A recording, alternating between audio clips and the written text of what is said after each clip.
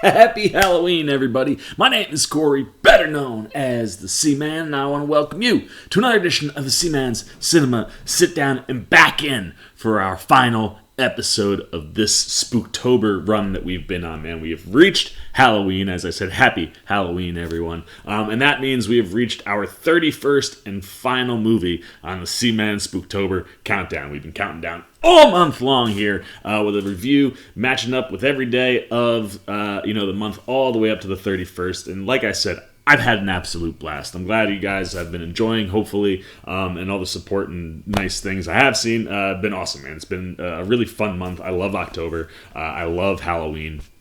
And there was only one movie that we could possibly wrap this bad boy up with, and that would have been the original Halloween, but I wanted to have that, first full week of October be like a classic run, so we started there, which left one other option, and it'd be the most recent in that run of movies, and what is technically being considered a direct sequel to the first. So why don't you pull up a chair, man, take a seat. We are getting ready to dive into our last Spooktober movie on Halloween. We are checking out the 2018 Blumhouse Halloween.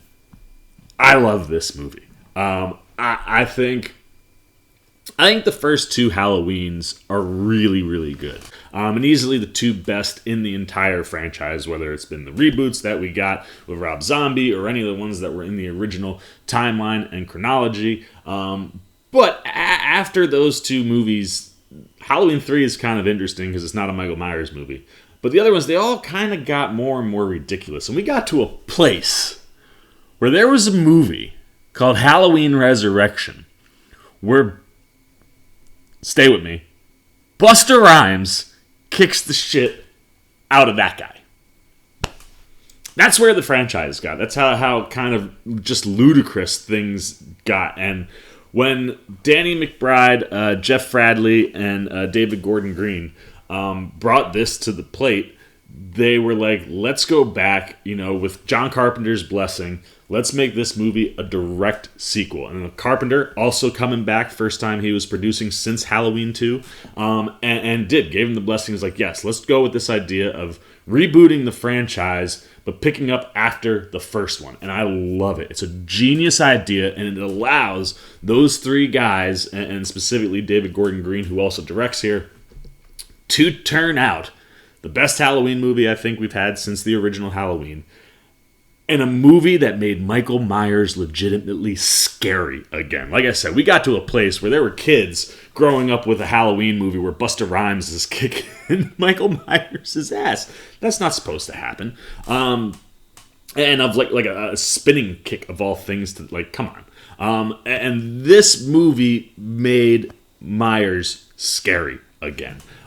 From the opening scene where we see him in the mental police prison that he's in, it's chained to a cinder block outside in this big yard with all these other crazy people also chained to these cinder blocks for their outside time. And just the idea of having a podcaster go 40 years ago, this guy kills all these people, gets caught, gets sent to prison. They put him in this kind of mental prison place, and you have these two podcasters come to him with the original mask, the thing that we've heard many times, specifically from Dr. Loomis, something that gave him that energy, that power. There was something about the mask that was certainly special to Michael. And the whole concept is we're going to make you say something, because he hasn't talked the whole time he's been there. And he doesn't. But everybody else freaks out. And that opening scene sets such a tone where it was yeah, this is the guy I remember. And the other thing that's really, really awesome is that you bring back Nick Castle, the original Shape, the guy who was in the first Halloween and then not in any of the other ones. And he comes in here, and with the combination of him, James Jude Courtney, from being in the mask to not being in the mask, you're able to create a vibe around Michael Myers right away where you're like, shoot, man, this dude freaks you out, man. Just ice cold, doesn't flinch, doesn't do anything. And then when that bus he's getting transferred to the prison he'll spend the rest of his life in, that bus crashes and he gets loose. Oh my, the things that Michael Myers does. Just specifically those first couple killings. I mean, he knocks all the teeth out of that one dude's mouth. He kills him. He kills his girlfriend. Those are our two podcasters. He kills a gas station attendant in a really grisly way. And you're just like, you see the physical strength. And like that bathroom scene in particular, when the female podcaster is like in the stall and he starts banging on the door.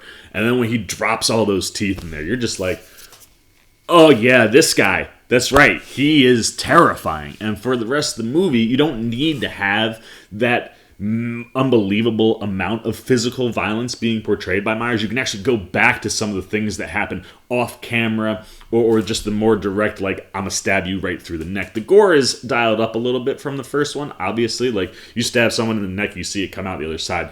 That's way more gory than what we got. But a lot of the murders after those first couple, as grisly as they can be, a lot of times we're seeing the aftermath or we're seeing like part of it. There are a lot of classic vibes here, and that's the other thing that I love about this movie, is not only is it a movie that makes Myers scary again and you know, the boogeyman that haunts your dreams, but you have a group of guys here in Fradley McBride and Gordon Green that you can tell are fans. But they're not just making a fan film. Like, this is totally a fan film. But these three guys also found a way to capture that magic of that original Halloween, to get that vibe that, you know, encompasses what Myers is. Like I said, makes him terrifying again. And delivers like a really, really, really rock solid movie from the script, which I think is just brilliant. Like I said, I love the idea of just, let's take it from day one and jump to here. And you can see, you know, Laurie is a damaged, you know, woman and has been damaged for a long time, because that moment is something that would damage anybody. And the fact that you know he's still alive, even if he's in prison, there's something about what you experienced in that night that's like, he's not done, and I'm gonna be ready. And I love seeing that version of Laurie Strode. Yes, she's very different than the Laurie Strode we see through most of that franchise, or specifically that first Halloween. But like, when you have that kind of an experience, that should impact you to the place where she, I think, is in 40 years, where she is prepared. She set a trap for Michael. You know, and the way she rigs the house is amazing. I love when she clears the whole house out, and every time she hits a room, she hits a button, so it locks it, so it's like he can't be hiding or moving around rooms. Like, once I seal a room, we're done. And I love that stuff, and I think that's something that Laurie would do if you took her from that original movie and fast-forwarded her 40 years. And obviously, we'll get into it, but Jamie Lee Curtis, phenomenal as per usual. But that concept from the script is just perfect. And like I said, once you get into the movie and Mike is loose, it feels a lot like the old Halloween. And what's really cool is, like I said, you can tell these guys are fans, man, because there are moments that are just so reminiscent of that first Halloween. I mean, when we see Laurie's granddaughter, Allison, walking down the street, you know, talking about Halloween and stuff with her best friend and her, you know, her boyfriend, like, boom, makes you go right back to that opening sequence where Laurie Strode is walking down the street with her friends on the way to school. When Allison is in class, I love this one. Laurie in class saw Michael standing outside. Allison in class sees Laurie standing outside, but it's that same kind of shot. I mean, Laurie gets a couple things that used to be Mike Myers bits, right? Like, she gets tossed off the roof, lands on the ground, and Michael's looking at her, and then he hears something, and when he turns back, she's gone. And it's like, those are those classic Halloween beats, but utilized in ways that are kind of different, keep it feeling fresh, but make you see things that go, oh man, that makes me go right back to that first Halloween. And the script is littered with that, and Gordon Green, from a directing standpoint, does a phenomenal job capturing the vibe, like I said, of Michael Myers. On screen, he seems huge and powerful and terrifying. And the way that he moves him around, like I said, it's not all gory, bloody kills. There's a lot of that classic Mike, like, what room is he in? Like, when Laurie's clearing the whole house, where is he? And the thing I love about that scene, which concludes in the room where there's a bunch of mannequins, the fastest I've ever seen Michael Myers move. And it's like a 3-step bit, but he's hiding, and then he comes right out at her, and I was like, that's something you don't get to see very often. Like, he's always kind of just walking. The way he moves just in a split second like that added this kind of like, oh man, that's even scarier, because like, homie's not slow. Like, he moves. And just the visuals that you get of him, and specifically him and Laurie throughout that whole house sequence, are just wonderful. And things like like I said, like the basement down the trap, that scene specifically with Judy Greer, who plays Karen, Laurie's daughter, where she's acting like she's losing it, and then Mike shows up and she's like, got you, and like shoots him in the face. You're like, oh, and still that stuff doesn't even stop him. But it's one of those things where it's like, it feels real and it feels gritty, and you get performances in this that are absolutely spectacular. Jamie Lee Curtis knocks it out of the ballpark as per usual. And like I said, I think she really captured an essence of Laurie. If that original girl didn't go through all the stuff that we watched over all those years, just went about life and tried to live a normal life and, had multiple divorces. And even though she can be functional, like, that scarred her for forever. And she can't shake it. She can't let it go. I mean, Allison even at one point tells her, like, this is ruining our family. Like, just let Michael go. And it's like, you can't until you know he is in the ground, and she wants to be the one to do it. And I love, like I said, the way she booby traps the house, the way that she prepared herself, because in that first one, she's not a damsel in distress so much, but she's learning, man. She's not someone who knows how to kick ass. And I love that she teaches, Karen those things. And I love Judy Greer's interpretation of Karen. I think she feels like a daughter who knows her mom went through something really, really tough, but like, it's been 40 years. Could we do a little bit better? Like, my childhood involved learning how to shoot and being ready to stop a killer. And Greer, like, does a really good job with all that stuff. But at the end of the day, it's still her mom. So, like, you can't, much like, Laurie can't let Michael go, Karen's not going to let go of her mom. And the way that she ends up playing, like I said, to the end, where she gets that wonderful moment where she gets to shoot Michael and goes from, like, frantic and, like, oh, crap, like, shoot, she's not going to be able to do, like, she fooled me, man. I was like, if he shows up, she's going to shoot and miss, and they're done. And then, got you. And I love that stuff. And then Andy Matichak, who plays Allison.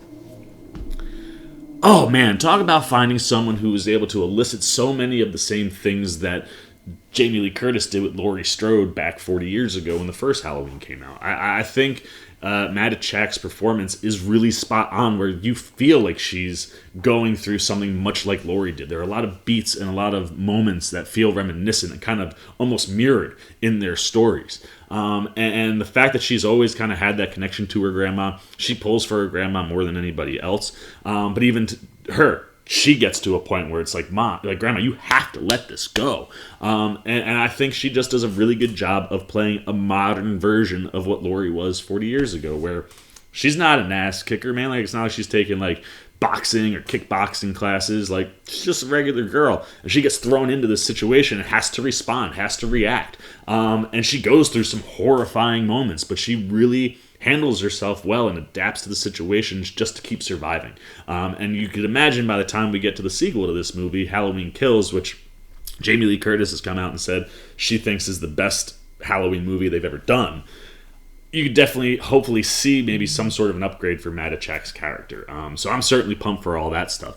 And then pretty much everybody who shows up is awesome. Like I said, Nick Castle and James Jude Courtney do a phenomenal job of inhabiting, Michael Myers, or the Shape, as they're always listed in the credits, and making him feel big and scary and terrifying. And then, you add in Will Patton.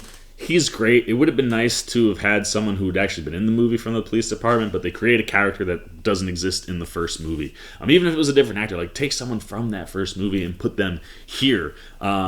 You don't get that. He was there, but not out that night. But he does a wonderful job as being the lead cop in this whole situation. And much like Will Patton, he just gives you a performance that you would expect. The other person who pops for me in this one is Haluk Bilginer, who plays Dr. Sartain. Now, obviously, we know if Dr. Loomis, Donald Pleasance, the original, was alive, he would have 100% been in this movie, and he would have 100% been that character. The fact that he wasn't, turning Dr. Sartain into his intern from when he was a kid, and being one of the only other people that has been with Michael all the way through and studied everything. He has this vibe of Loomis, but like if Loomis was twisted and demented by what Michael was. Sartain's obsession isn't like Loomis's, where Loomis wanted to make sure he was finished. Like, he thought the only answer was death. Sartain wants to know what makes him tick. He gets to a moment where, Michael's out and they hit him with a car, and he kills, Officer Hawkins, which comes out of nowhere, and you're like, oh shoot, this guy is not good, because he's just so focused on Michael. Allison's trapped in the back seat, and he takes the mask off and puts it on himself, and you get this creepy shot of him standing up that's just gorgeous and haunting. But you know right away, you took Michael's mask, you're in trouble. And when he puts Michael in the car next to Allison and just throws the mask in there, which I thought was silly, but it gives you this wonderful where all of a sudden, like, it's Michael, you turn, the mask is on, the shape is there, and then he kills Sartain, and you're just like, yeah, well, you had that coming, man, but I love the vibe of him. He does feel like a twisted Loomis, and it works really well for this story. And at the end of the day, when you take all those performances, when you take this brilliant script, and you take what Gordon Green gives you from a directing and just the way he shoots it, and the score, John Carpenter back doing the score in this movie is wonderful, as per usual, and builds and just hits all the right moments with what, Gordon Green is doing on the screen. It certainly felt like there was a good meshing with him, Fradley, McBride, and Carpenter. They crafted something that feels like it came out of the original. So I love this version of Halloween, and I cannot wait for Halloween Kills to come out. If Jamie Lee Curtis is telling you it's the best Halloween movie she's ever worked in, those are some big words coming from the Scream Queen herself. So I'm pumped, because I think they found a way to bring this back, and now, like, you have creators that are creating really good movies with this material that have kind of upgraded it to a modern time that still feels like it should from the original. So I love the new Halloween. The question is, what about you? Are you a classic Halloween person? Can't kind of shake the fact that, like, hey, those are the movies, man. Anything that's come after, Or does this movie pull you in and get you the way that original one did, and feels like it comes from that place? Wherever you land on that, let me know that. What you dug or didn't dig about the movie. How scary do you think Michael Myers is in this? Do you think Laurie Strode feels like a version of Laurie that would exist 40 years after one traumatic moment? Anything that you're thinking, good, bad, indifferent about Halloween from 2018 and Blumhouse Productions, goes down below in the comment section. As always, if you enjoyed this video, please give me a thumbs up. But if you're new, you want to come hang out with the old C-Man, anytime we're talking movie, TV, trailer reactions, we're done with Spooktober. It's been an absolute blast. And even if you want to get caught up on the other 31 days, and you want to show a little love, support, or you liked what we've been doing here, jump over there, man. Join the C-Maniacs. Hit that subscribe button. Hit that little bell for the alerts. And until next time, for the C-Man Cinema, sit down. I've been the C-Man. I'm signing off. Peace. You guys are still here? You must be looking for some more content. Well, don't worry. C-Man's got you covered, man. You got videos like this guy and this guy. And if you haven't yet, and you want to come check out all the C-Man goodies, join the Cinema Sit-Down Squad, man. Hit that subscribe button. And don't forget to hit the little bell down below that, too, so you can get alerts every time I make new videos.